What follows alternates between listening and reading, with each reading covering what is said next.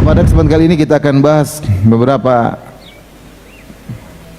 poin atau kiat-kiat yang semoga dengan menjalankan kiat-kiat tersebut Allah selamatkan kita dari berbagai macam fitnah dan kita bisa istiqamah. Yang pertama paling utama adalah berdoa kepada Allah dengan doa yang serius, bukan doa asal-asalan.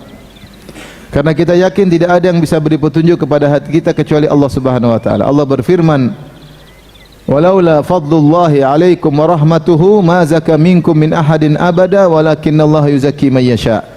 Kalau bukan karunia Allah dan rahmat Allah, maka tidak seorang pun dari kalian yang saleh, yang baik. Walakinallaha yuzakki man yasha, tapi Allah menjadikan siapa yang saleh dari yang Allah sukai. Ini dalil bahwasanya tidak mungkin seorang bisa saleh kecuali kalau Allah yang menjadikan dia saleh. Dalam surat An-Nur ayat 21. Surat An-Nur ayat 21. Sampai Nabi Muhammad SAW saja kalau Allah tidak jaga, maka dia bisa tergelincir. Dalam surat Al-Isra Allah berfirman ayat 73 sampai 75, Allah berfirman, "Walaula an tsabbatnaka laqad kitta tarkanu ilaihim syai'an qalila." Walaula an tsabbatnaka, kalau bukan kami yang kokohkan hatimu ya Rasulullah, ya, laqad kitta tarkanu ilaihim syai'an qalila. Hampir-hampir kau terbawa oleh mereka sedikit demi sedikit. Sedikit demi sedikit. Sampai kalau kita baca buku tafsir, ketika Rasulullah berdakwah di Mekah, datang orang-orang kafirin, kemudian kasih ide sama Nabi. Wahai Muhammad, bagaimana kalau begini? Bagaimana kalau begini? Kasih ide-ide. Bagaimana kalau kau usir dulu orang-orang miskin, biar kami mau ngaji khusus. Yang miskin jangan ajak dulu, kita yang kaya-kaya dulu. Kan nanti kalau kita yang kaya-kaya dapat hidayah, yang lain pada ikut. Sampai Rasulullah hampir terbawa, karena ide bagus. Yang miskin minggir dulu, kita yang kaya-kaya dulu, pembesar-pembesar Quraisy dulu. Nanti kalau kita sudah dapat hidayah, kan yang lain ikut. Rasulullah hampir terbawa, sampai Allah turunkan firman-Nya, ya. Wasbir nafsaka ma'al ladzina yad'una rabbahum bil ghadati wal asyrin wajha. Wala ta'du aynaka anhum tiridun zinatal hayatid dunya. Wala tuti' man aghfalna qalban dzikrina wattaba'a kana amruhu furata. Allah turunkan dalam surat Al-Kahfi. Kata Allah, sabarkanlah dirimu bersama orang-orang miskin tersebut yang berdoa kepada Allah, beribadah kepada Allah pagi dan petang, yang berharap wajah Allah. Mereka orang ikhlas, sabar bersama mereka. Kenapa disebutkan oleh sebagian ahli tafsir? Karena Rasulullah mikir idenya orang-orang kafir. Makanya Allah mengatakan, laula an sabbatnaka laqad kitta tarkanu ilaihim syai'an qalil. Kalau bukan kami kokohkan hatimu, kau sudah ke bawah sedikit demi sedikit. Itu Nabi Muhammad sallallahu alaihi wasallam. Bagaimana dengan kita?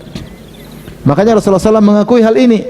Beliau berkata, ya, laula Allah mahtadaina wala sallaina wala tasaddaqna.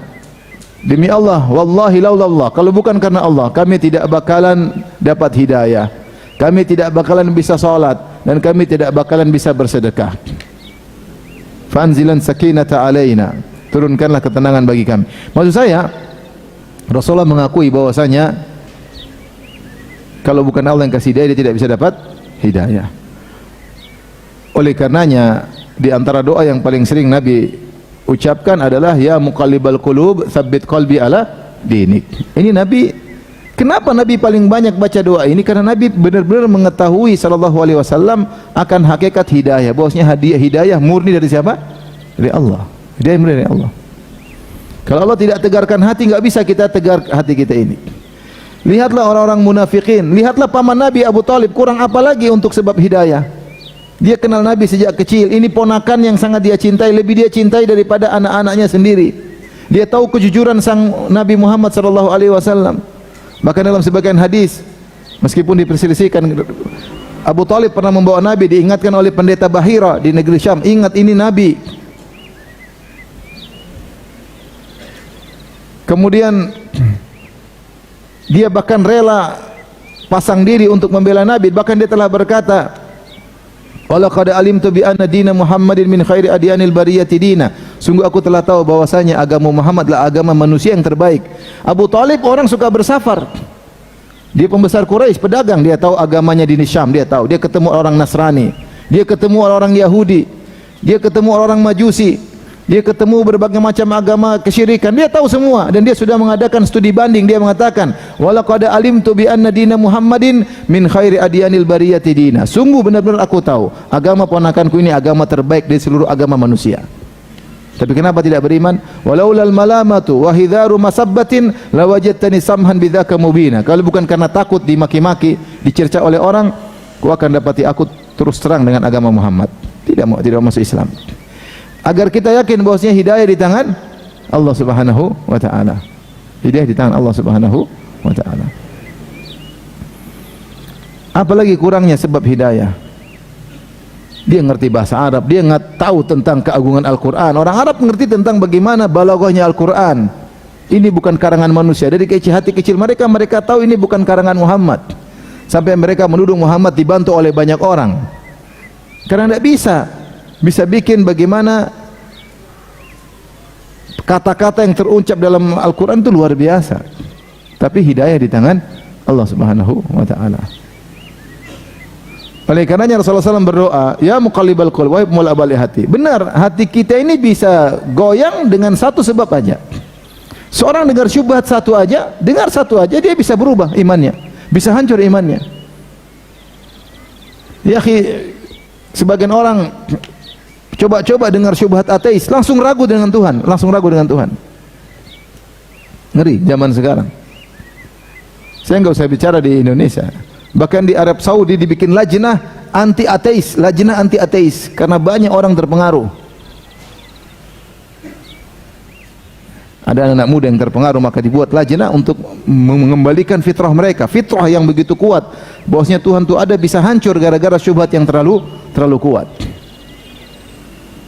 Sudah banyak orang rusak ya gara-gara ngelihat syubhat. Jangankan antum menuntut ilmu, banyak yang terjatuh. Tadinya tidak suka bid'ah jadi suka ikut melakukan apa? Bid'ah. Maka bahkan membela ahlul bid'ah. Bahkan mulai ragu dengan dakwah tauhid. Ada orang berubah. Tadinya bikin kajian tentang kitab Ahlus Sunnah, berubah jadi kitab Ahlul Bidah, dia ngajarin. Berubah. Syubhat begitu kuat. Ngeri. Belum syahwat. Waduh, ngeri luar biasa. Kasihan anak-anak muda yang hafiz Quran, tahu-tahu dicekokin dengan nonton film yang tidak, rusak semua yang dia pelajari selama ini. Kasihan. Ngeri. Kemudian apa yang dia tonton tersebut mengakar dalam hatinya sehingga menyertai kehidupannya, bahkan nanti kalau sudah berkeluarga tetap mengakar dalam hatinya. Tontonan yang susah hilang filenya, mengerikan. Jadi mau saya, dengan salah pandang, salah melihat, salah mendengar, kita bisa goyang, bisa rusak ya.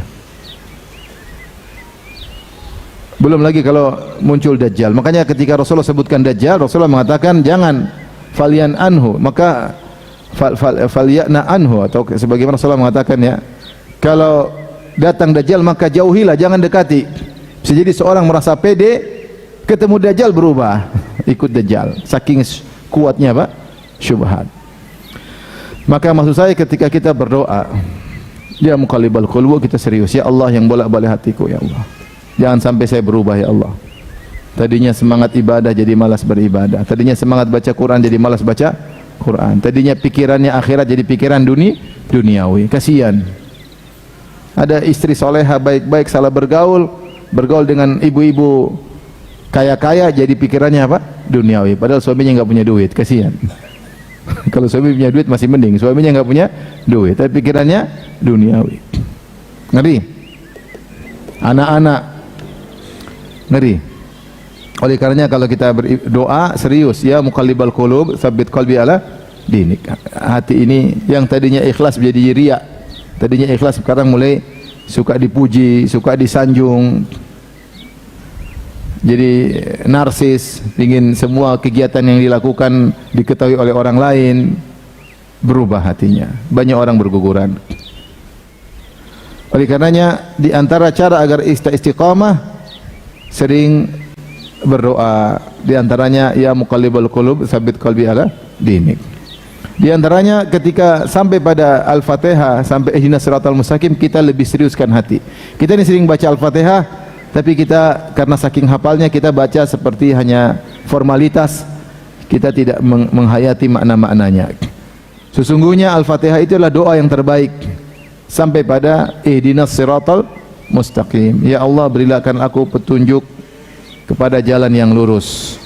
Dan semua ini dibuka sampai Ibnu Qayyim menyebutkan begitu agungnya doa ini sampai Allah ngajarin gimana cara kita berdoa. Maka di awal Al-Fatihah kita muji-muji Allah, Alhamdulillahirabbil alamin. Kita muji Allah, Ar-Rahmanir Rahim. Yang Maha Pengasih lagi Maha Penyayang. Alhamdulillah, segala puji bagi Allah penguasa alam semesta, Ar-Rahmanir Rahim, Malik Yaumiddin, yang menguasai hari pembalasan. Iyyaka na'budu wa iyyaka nasta'in. Kita bertawassul, ya Allah, kepada Engkau lah kami beribadah dan hanya kepada Engkau lah kami bertawakal. Baru kita memohon, ihdinas siratal mustaqim, tunjukkanlah aku jalan yang lurus. Jalan yang mana? Siratal ladzina an'amta alaihim, jalan orang-orang telah Engkau berikan nikmat kepada mereka. Itu jalan orang-orang top, minan nabiyyin wasiddiqin wasyuhada wassalihin, jalannya para nabi, para syuhada, para siddiqin, para salihin. Ghairil maghdubi alaihim waladdallin, bukan jalannya orang-orang yang kau murkai, Yahudi yang punya ilmu namun tidak diamalkan, waladdallin, Nasara tersesat beramal tanpa ilmu. Ini doa luar biasa. Kita ini mengerikan bagi kita para dai. Belajar ilmu tidak diamalkan, ngeri atau tidak ngeri? Seperti orang Yahudi, ilmu kebanyakan tapi tidak diamalkan. Demikian juga jangan seperti Nasara, beramal tidak punya ilmu. Kita minta hidayah agar keluar dari dua kesesatan ini. Jangan sampai punya ilmu tidak beramal, jangan sampai beramal tanpa ilmu. Kita minta hidayah. Hidayah ilmu, hidayah amal. Istiqamah. Di antara makna ihdinas siratal mustaqim, tunjukkanlah kami jalan yang lurus, maksudnya ya Allah, kalau kami sudah di jalan yang lurus, istiqomahkanlah kami, tegarkanlah kami di atas jalan yang lurus. Makanya di antara doa yang sangat membantu kita untuk istiqomah, ketika sampai pada lafal ihdinas siratal mustaqim, tolong lebih konsen. Bahwasanya kita sangat butuh hidayah di zaman sekarang ini. Sangat-sangat butuh hidayah. Kita enggak tahu ngurus keluarga terkadang salah caranya, ngurus anak terkadang salah caranya, ngurus usaha terkadang salah caranya. Kalau Allah tidak kasih hidayah, kita tersesat. Bahkan dalam berdakwah, kalau kita Allah nggak kasih hidayah, banyak niat-niatnya nggak benar ketika kita berdakwah. Ngurus majelis taklim, kalau nggak karena Allah juga kadang-kadang kacau.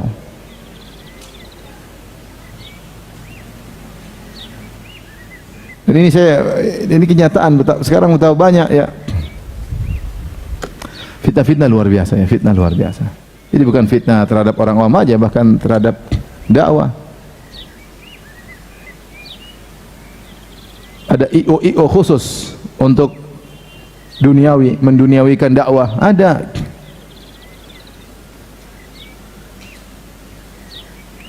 Fitnah yang merusak marwah dakwah. Oleh karenanya sering berdoa, di antaranya tadi ya muqallibal qulub, kemudian di antaranya doa juga adalah ihdinas siratal mustaqim. Kemudian di antaranya doa zikir pagi petang, jangan lupa, karena di antara doa-doa zikir pagi petang ada doa-doa agar Allah menjaga kita. Ya.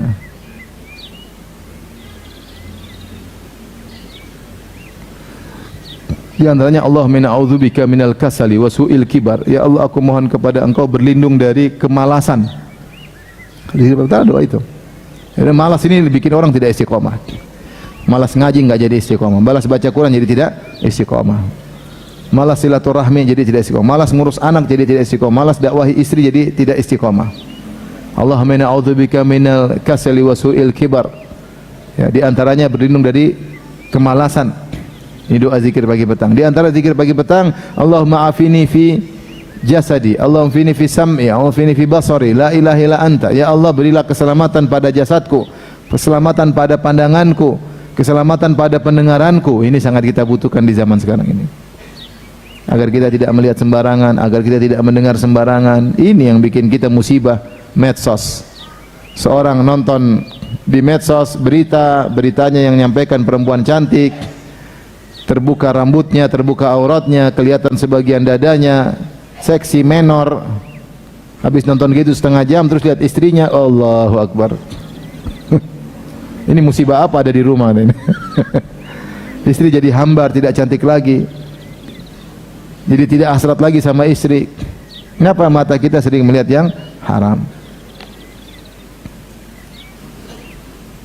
Dan kalau sudah memandang yang haram ini sangat pengaruh luar biasa kepada kekhusyuan hati. Pengaruhnya luar biasa. Makanya Al-Qurtubi mengatakan bahwasanya hati ini corongnya ada banyak. Ada pendengaran, penglihatan, pembicaraan. Tapi yang paling besar corongnya mata. Yang paling kuat pengaruhnya ke hati adalah pandangan. Ya. Diproyeksikan langsung dengan kuat di hati, sulit untuk dihilangkan. Itu pandangan. Sementara kita zaman sekarang fitnah pandangan luar biasa.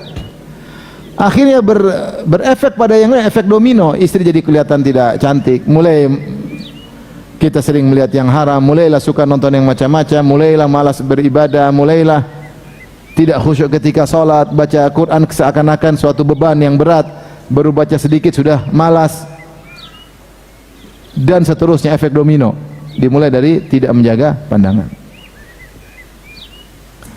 Oleh karenanya di antara doa zikir pagi petang, Allahumma afini fi jasadi, Allahumma afini fi sam'i, Allahumma afini fi basari, la ilaha illa anta. Ya Allah, aku berlindung, minta keselamatan pada jasadku, pada penglihatanku, pada pendengaranku. Ngeri.